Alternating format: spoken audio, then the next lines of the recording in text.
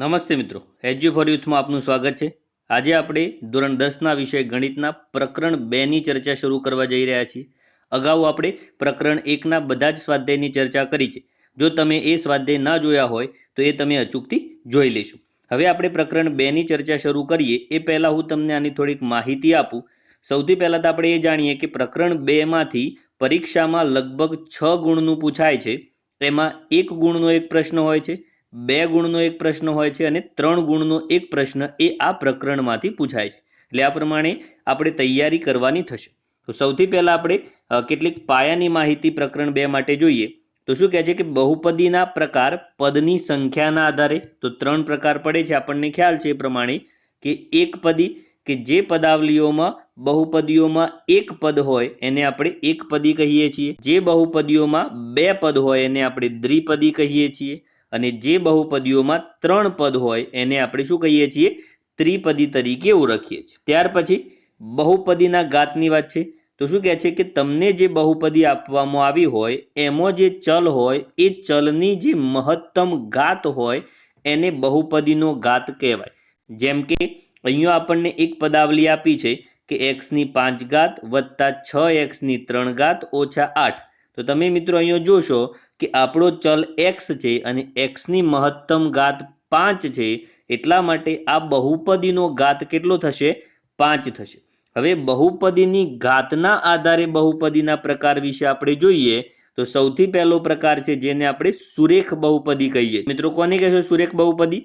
જે બહુપદીની ઘાત 1 હોય, એટલે કે બહુપદીમાં ચલની મહત્તમ ઘાત 1 હોય એને આપણે સુરેખ બહુપદી કહીએ છીએ। જેમ કે અહીંયા છે 2y વત્તા 5, 5x ઓછા 6।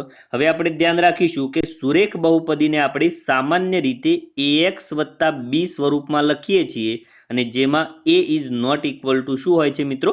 0 હોય છે। એ પ્રમાણે જે બહુપદીની મહત્તમ ઘાત 2 હોય, એટલે કે બહુપદીની ઘાત 2 હોય તો એને આપણે દ્વિઘાત બહુપદી કહીએ છીએ। અને દ્વિઘાત બહુપદીના અહીંયા ઉદાહરણ તમારી સામે છે, જેમ કે 3x નો વર્ગ વત્તા 4, 6y નો વર્ગ ઓછા 4y વત્તા 6।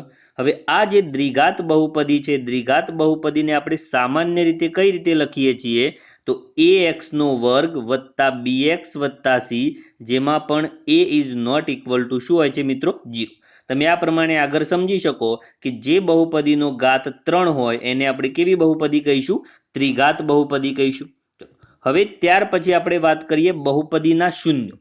તો બહુપદીમાં ચલની કિંમત મૂકવાથી બહુપદીનું મૂલ્ય શૂન્ય આવે એને બહુપદીના શૂન્ય તરીકે આપણે ઓળખીએ છીએ। હવે એમની સંખ્યા આપણે જાણવાની છે ખાસ। તો સુરેખ બહુપદી જે હોય કે જે ax વત્તા b સ્વરૂપની છે એમાં વધુમાં વધુ શૂન્યોની સંખ્યા કેટલી હોય છે? 1 હોય છે।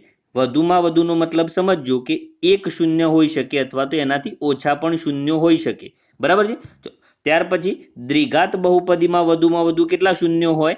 તો 2 હોય, એટલે કે એને એક પણ શૂન્ય હોઈ શકે અથવા તો એક પણ શૂન્ય ના પણ હોઈ શકે, એટલે કે વધારેમાં વધારે કેટલા શૂન્ય હોય? 2 હોય। અને એ જ રીતે ત્રિઘાત બહુપદીમાં વધુમાં વધુ કેટલા શૂન્ય હોય મિત્રો? 3 શૂન્ય હોય। તો આ પ્રમાણે આપણે યાદ રાખવાનું કે n ઘાત વાળી બહુપદી હોય તો એમાં મહત્તમ શૂન્ય કેટલા હોઈ શકે? n હોઈ શકે। ત્યાર પછી આપણે આ જે બહુપદીઓ છે, બહુપદીઓના આલેખના આકાર કેવા હોય છે એના વિશે જોઈએ। તો સૌથી પહેલા છે કે સુરેખ બહુપદી। તો સુરેખ બહુપદીનો આકાર કેવો હોય છે મિત્રો? તો સીધી રેખા સ્વરૂપે જ હોય છે। ત્યાર પછી દ્વિઘાત બહુપદી। તો દ્વિઘાત બહુપદીનો આલેખ કેવો હોય છે? તો પરવલય આકાર હોય છે। આપણે જોઈએ કે ax square plus bx plus c આપણી એક જો દ્વિઘાત બહુપદી છે તો આ દ્વિઘાત બહુપદીમાં જો a ઇઝ ગ્રેટર દેન 0 હોય, એની કિંમત જો શૂન્ય કરતો વધારે હોય તો એનો જે પરવલય આકાર છે એ ઉપરની તરફ તમને ખુલ્લો દેખાશે, જેમ અહીંયા તમને આકૃતિમાં દેખાય છે। એ જ પ્રમાણે જો a ઇઝ લેસ દેન 0 હોય તો એ પરવલય આકાર નીચેની તરફ ખુલ્લો હશે। મિત્રો આ વાક્યો આપણે ખાસ યાદ રાખવાના છે, કારણ કે આમાંથી તમને એક ગુણના પ્રશ્નો પૂછાઈ શકે। હવે એ આકાર જોઈએ આપણે તો તમે અહીંયા જોઈ શકો છો કે એ લેસ દેન 0 માટે પહેલો આકાર તમને બતાવેલો છે કે જેમાં નીચેની તરફ ખુલ્લો પરવલય આકાર છે અને એ ગ્રેટર દેન 0 માટે ઉપરની તરફ ખુલ્લો પરવલય આકાર હોય છે। તો આ આપણે યાદ રાખવાનું છે. ત્યાર પછી આપણે સ્વાધ્યાય 2.1માં આપણને કેટલાક પ્રશ્નો આપેલા છે, એના જવાબ મેળવવાનો પ્રયત્ન કરીએ. તો શું કહે છે? પ્રશ્ન નંબર 1, નીચેની આકૃતિમાં કોઈ બહુપદી p ઓફ x માટે y બરાબર p ઓફ x ના આલેખ આપેલા છે. દરેક કિસ્સામાં p ઓફ x ના શૂન્યોની કિંમત શોધો. મતલબ કે આપણી x ચલના આધારે અથવા તો સંખ્યા શોધવાની છે આપણે. પહેલો જોઈએ તો એ તમને આલેખ આપેલો છે. આલેખમાં બરાબર મિત્રો ધ્યાનથી જોજો. હવે તમારે એક જ વસ્તુ અહીંયા ધ્યાન રાખવાની છે કે આપણે એક્સના અક્ષના આધારે શૂન્યોની સંખ્યા શોધવાની છે, એક્સ ચલના આધારે શૂન્યોની સંખ્યા શોધવાની છે. તો તમારે એટલું જોવાનું થાય કે આપણો જે આલેખ છે એ આલેખ એક્સ અક્ષને કેટલી વખત છેદે છે, એક્સ અક્ષને જેટલી વાર છેદે એટલા શૂન્યોની સંખ્યા થશે. તો અહીંયા તમે જુઓ તો આપણો જે આલેખ છે એ સીધી રેખા છે અને એ એક્સ અક્ષને એક પણ વાર છેદતો નથી. તો એનો મતલબ એવો થાય કે અહીંયા આ આલેખ પરથી બહુપદીનું એક પણ શૂન્ય મળશે નહીં. એટલે કે અહીંયા બહુપદીનું એક પણ શૂન્ય નથી. નંબર 2 માં તમે મિત્રો જોશો તો આપણો જે આલેખ છે એ આલેખ એક્સ અક્ષને એક વાર જ છેદે છે. તો એનો અર્થ એવો થાય કે આપેલી બહુપદીના શૂન્યો કેટલા થશે? તો 1 થશે. દાખલા નંબર 3 માં જુઓ તો અહીંયા એક્સ અક્ષને કેટલી વાર છેદે છે તમે જોઈ શકો છો. તો એક્સ ડેશના પાસે એક વખત છેદે છે અને એક્સની બાજુમાં 2 વખત છેદે છે. એટલે કે એક્સને કુલ 3 વખત છેદે છે.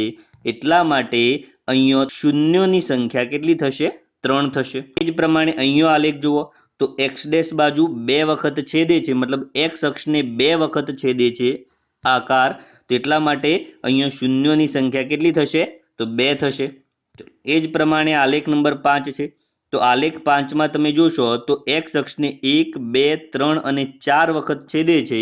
એટલા માટે શૂન્યોની સંખ્યા કેટલી થશે મિત્રો? તો 4 થશે. દાખલા નંબર 6 છે.